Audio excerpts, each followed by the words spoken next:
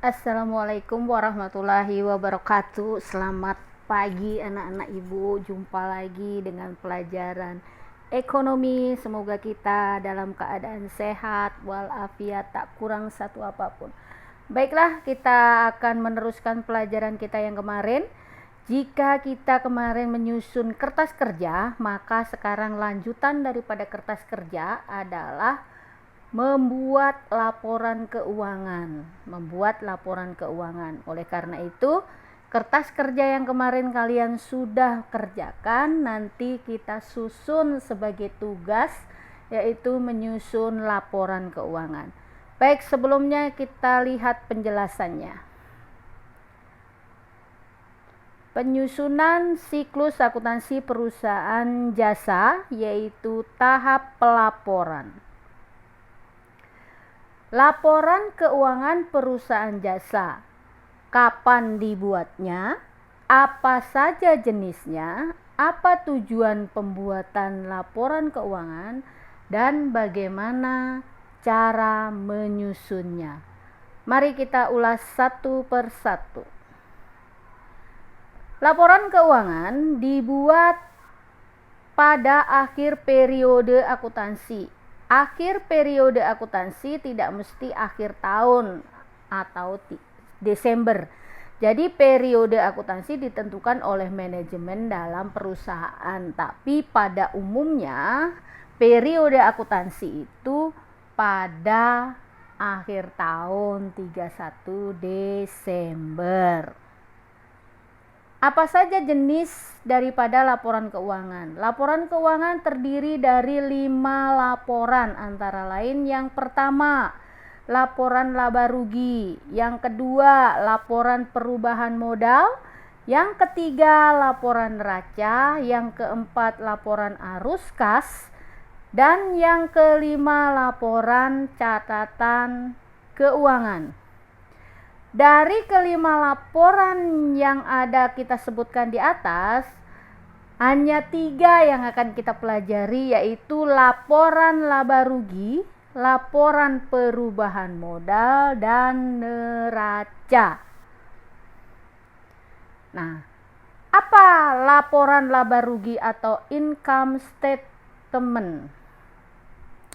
Adalah laporan yang berisi rincian semua rekening pendapatan dan beban atau rekening nominal yang terjadi pada suatu perusahaan dalam satu periode akuntansi. Jadi yang ada di laporan laba rugi itu hanya pendapatan dan beban. Unsur-unsur laporan laba rugi tadi adalah pendapatan. Yang kedua, beban. Nah, bentuk laporan laba rugi itu ada 2 bentuk. Yang pertama adalah bentuk single step atau langsung. Apa sih laporan laba rugi bentuk single step? Adalah pendapatan dikelompokkan terdiri di bagian atas dan dijumlahkan. Jadi seluruh pendapatan, misalnya pendapatan jasa, pendapatan sewa, pendapatan bunga, laba penjualan mobil dan sebagainya, itu dijumlahkan dalam satu kesatuan, yaitu pendapatan di kolom atas. Terus jumlah pendapatan dikurangi beban. Nah, beban semua beban kita jumlahkan. Jadi pendapatan dikurangi beban, ketemu laba bersih atau rugi bersih. Nah, kalau bentuk multiple step atau tidak langsung, pendapatan dibedakan mana pendapatan usaha utamanya dan mana pendapatan di luar usaha.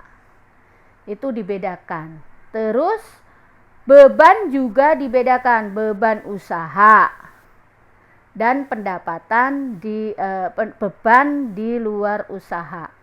Nah, itu bedanya. Nanti kita lihat perbedaannya. Untuk lebih jelasnya, perhatikan contoh di bawah ini. Ibu masih menggunakan contoh yang kemarin, yaitu usaha Chris Clark. Di sini neraca lajur atau kertas kerja yang Ibu ambil ya. Ini kertas kerja ini namanya. Oke, selanjutnya kita akan membuat laporan laba rugi. Jadi kolom laba rugi yang kita lihat. Nah, untuk laporan laba rugi. Nah, sini kita lihat pembahasannya. Ini adalah bentuk single step, yaitu pendapatannya ditaruh di atas baru dijumlahkan. Nah, ada pendapatan jasa, ada pendapatan sewa. Terus jumlah bebannya berapa? Nah, seluruh beban-beban yang ada di laporan laba rugi berapa? Kita jumlahkan. Nah, ini pendapatan dikurangi beban, ketemunya laba bersih. Data ini dari mana angka-angka ini? Ini diambil dari, ini semua diambil dari kertas kerja, kolom laba rugi. Nah, ini bentuk langsung single step. Bagaimana dengan bentuk multiple step atau tidak langsung? Kalian bisa bedakan di sini. Ini berarti perusahaan itu kegiatan utamanya atau usaha utamanya adalah jasa. Nah, pendapatan jasa ditulis dulu, ini kegiatan utamanya, yaitu pendapatannya 16.840.000. Nah, beban juga dibedakan, ada beban usahanya. Nah, ini terdiri dari ini. Total beban berapa? Laba usaha, karena laba usaha dikurangi laba usaha. Nah, ada pendapatan di luar usaha, yaitu pendapatan sewa dikurangi beban sewa, ketemunya karena pendapatan sewanya hanya sedikit, bebannya ini, makanya ada rugi di luar usaha. Sehingga kalau rugi akan mengurangi laba usaha, sehingga ketemunya laba bersihnya, laba bersih usahanya 7.235.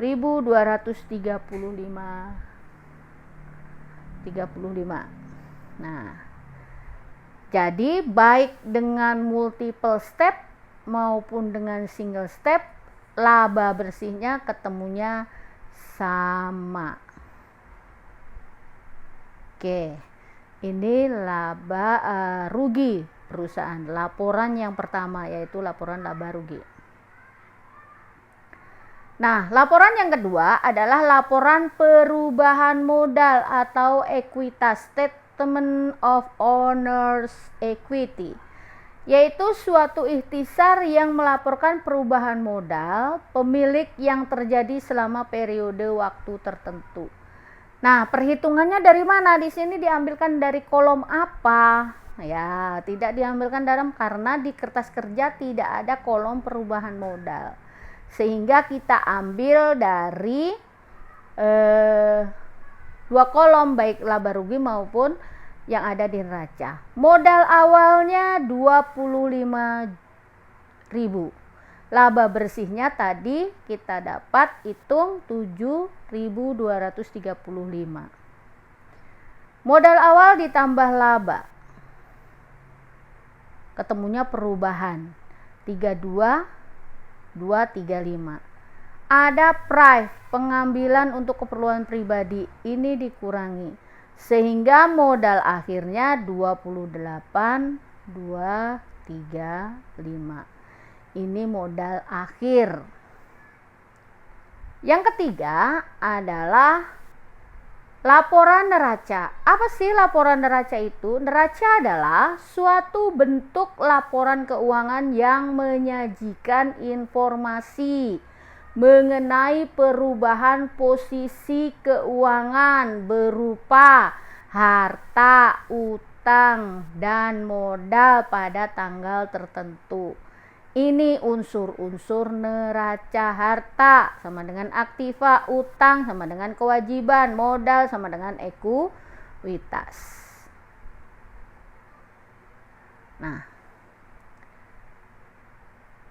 ini bentuk neraca yang pertama. Bentuk apa ini? Kontrol. 2 bagian, bentuk T ya. Aktiva sebelah kiri, pasifanya sebelah kanan. Aktiva isinya harta, sebelah kanannya pasifa berupa kewajiban dan modal. Nah, ini kita ambil dari kolom neraca. Kertas kerja, ini kolom neraca. Kalian lihat ya di sini, debit kreditnya sama, harus sama. Kalau nggak sama berarti salah hitung. Ini bentuk stafel, menurun. Kalau tadi kontrolnya menyamping kanan kiri, ini menurun. Dan jumlah aktiva dan pasifanya sama, mau bentuk apapun itu sama. Nah, selesai untuk materi pelaporan. Selebihnya ibu akan teruskan nanti dengan video yang lain, karena ibu akan selesaikan materi ini sampai nanti kita minggu depan ulangan. Oke? Penugasannya adalah masih terkait sama buku paket halaman 153 154. Soal yang kalian kerjakan ya, nomor 16, kerjakan di buku tulis folio kalian, di foto masukkan ke GC, kerjakan tepat waktu ya, semangat. Nah, kalau kemarin kalian sudah buat kertas kerjanya, sekarang dibikin laporan keuangannya.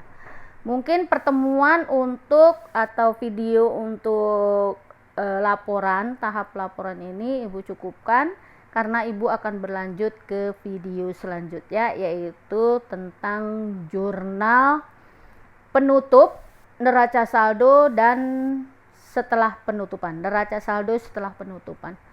Oke, terima kasih untuk pertemuan yang ini. Wassalamualaikum warahmatullahi wabarakatuh.